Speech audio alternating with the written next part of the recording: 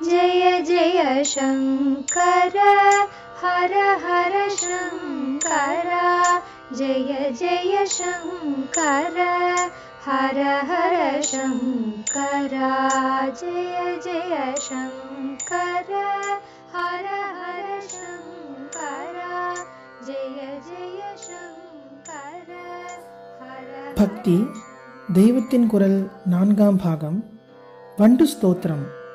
முக்கிய பண்பு வினயமே. இப்போதெல்லாம் பண்பு, நாகரீகம், கலாச்சாரம், கல்ச்சர் என்கிற வார்த்தைகள் நிறைய அடிபடுகின்றன. ஆனால் இதுகளை சொல்லும்போது வினயத்தை முக்கியமான அம்சமாக நினைத்து நாம் பேசவில்லை. முன்காலத்தில் இப்படி இல்லை.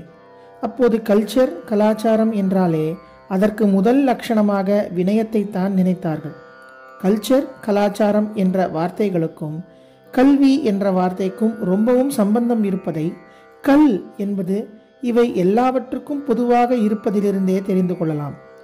கல்வி பெற்றவர்கள்தான் கல்ச்சர்டாக, நாகரிகம் உள்ளவர்களாக இருப்பார்கள். இங்கே கல்வி என்கிற போது எழுத படிக்க தெரிவதை சொன்னதாக அர்த்தமில்லை. நல்ல விஷய ஞானம்தான் கல்வி. அதை வித்யா என்று சொல்வார்கள். அந்த வித்யையின் வாஸ்தவமான பிரயோஜனம் நமக்கு விஷய ஞானம் வந்துவிட்டது என்று திமிர் பிடித்து அலையாமல் இன்னமும் நாம் தெரிந்து கொள்ள வேண்டியது எவ்வளவோ இருக்கிறது என்று அடங்கி வினயமாக இருப்பதுதான். ஆதி காலத்தில் சிஷ்யனானவன் குருவிடமும் தான் கற்கிற கல்வியிடமும் பகவானிடமும் சகல லோகத்திடமுமே அடங்கி வினயமாக இருந்ததால்தான் ஆத்ம வித்யை யதேஷ்டமாக சம்பாதித்து வந்தான்.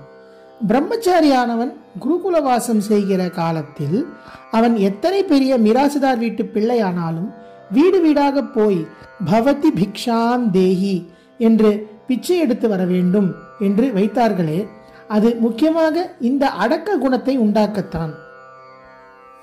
அந்த காலத்தில் குரு முதல் பாடமாக வினயத்தை தான் சொல்லிக் கொடுத்தார். வெறுமே சொல்லிக் கொடுத்தால் வருகிற பாடமா அது?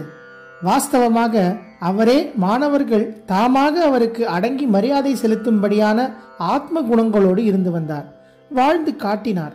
இப்போது தாம்பும் அறுதல் தோண்டியும் பொத்தல் என்கிற ஸ்திதியாக இருக்கிறது. இப்படியே ஒரு தேசத்து ராஜாவும் பிரஜைகளின் மற்ற அபிவிருத்திகளை போலவே அவர்களை வினயமுள்ளவர்களாக இருக்கச் செய்வதில் விசேஷ கவனம் செலுத்தி வந்தான். சாஸ்திரத்தில் ராஜாவின் கடமைகளை சொல்கிற போது முதலில் வினய தானத்தை சொல்லிவிட்டு அப்புறம்தான் ரக்ஷணம், பரணம் என்பதை சொல்லியிருக்கிறது.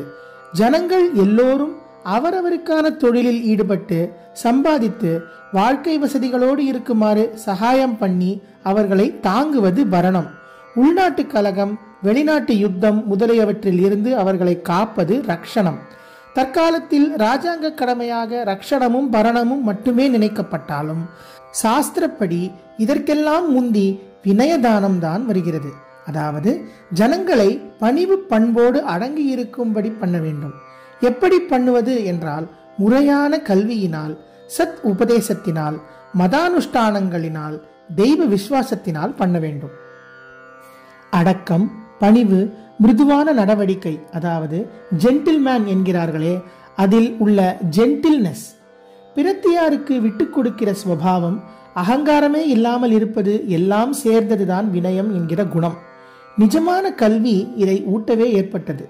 இதனால்தான் மாணாக்கன், சிஷ்யன் என்பவனுக்கே வினேயன் என்று பெயர்.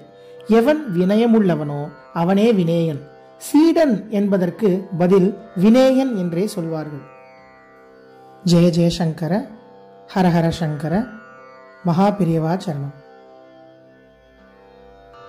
जय जय शंकर हर हर शंकर जय जय शंकर हर हर शंकर जय जय शंकर।